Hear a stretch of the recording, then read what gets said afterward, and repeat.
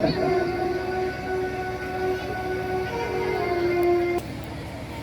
जब उठ नहीं पाया तो उसे लगा अरे राम राम, आज तो मैं उठ ही नहीं पाया, भगवान का भजन नहीं कर पाया। और भगवान का भजन नहीं कर पाया तो वो व्यक्ति भगवान के पास गया और भगवान के चरणों में मस्तक लगा करके नमन करने लगा, रोने लगा कि भगवान मेरे हाथ आज अनर्थ हो गया। मैं रोज सुबह उठ करके अगले दिन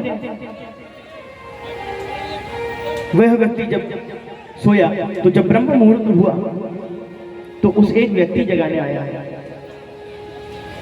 बोले भैया उठ जा, तेरा समय हो गया।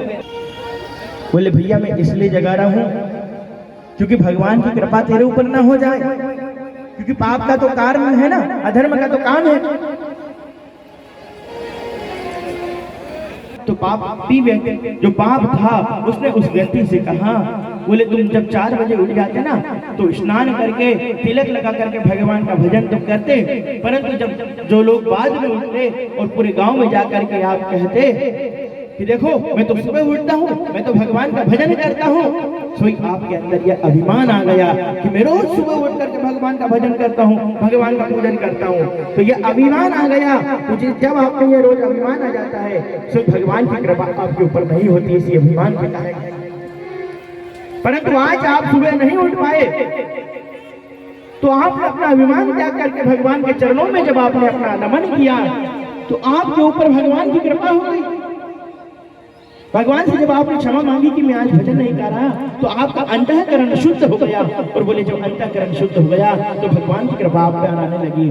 बोले भैया मैं पापी हूँ और मेरा तो काम ही है कि लोगों को धर्म के मार्ग पर न जाने दूं।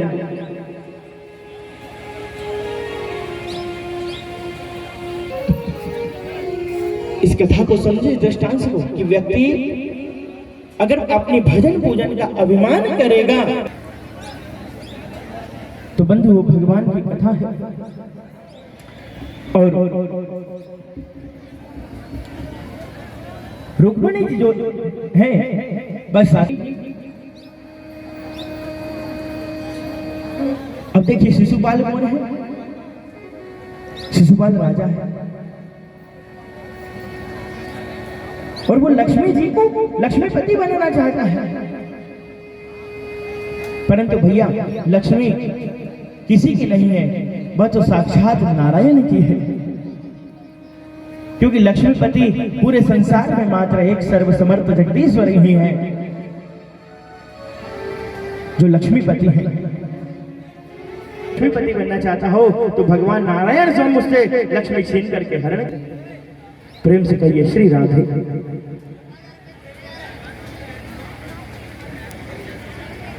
तो धनवान होना अच्छी बात है, परंतु धन का अभिमान करना अच्छी बात नहीं है, क्योंकि लक्ष्मी का स्वरूप तो चंचल होता है। लक्ष्मी का जो स्वरूप होता है वह चंचल होता है। आज हमारे पास है, कल हमारे पास नहीं है। परंतु जो घर में आई हुई लक्ष्मी का मान करता है, धन का सदुपयोग करता है,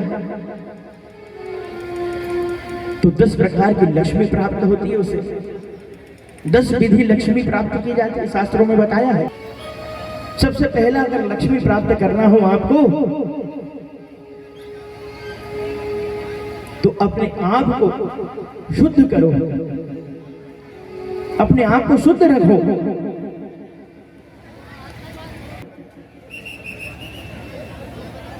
बोले ऐसे व्यक्ति के ऊपर में कभी कृपा नहीं करती।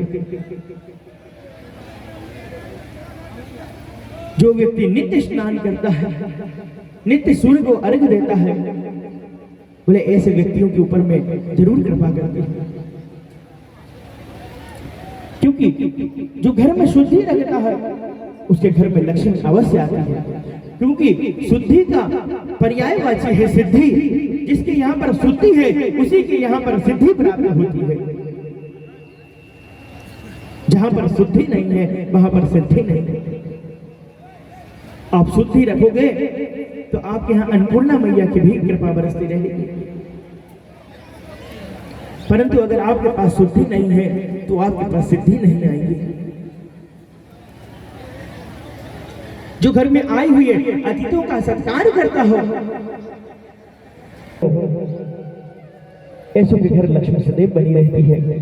जो अपने धन को और अपने तन को ब्राह्मण और संतों की सेवा में लगाता है, ऐसे लोगों के धन की शुद्धि होती है और माँ भगवती लक्ष्मी उन्हें कभी छोड़ करके नहीं जाती। क्योंकि हमने कहा था तन को अगर शुद्ध करना है तो तन को शुद्ध, सेवा का प्रकार यही है कि कोई हमें कहे और हम उसका काम कर रहे हैं तब जाकर के वो सेवा नहीं है। जब भी अगर आपने कर दिया तो वो सेवा की गिनती में ही कहलाएगा। परंतु कुछ लोग कैसे रहते हैं कि हमें कोई बुलाए, हमें तो बुलाए, हमें तो कहा ही नहीं, यहाँ धर्म का कार्य हो रहा है, हमें बुलाना था। बंधु, ये अभिमान नहीं होना चाहिए।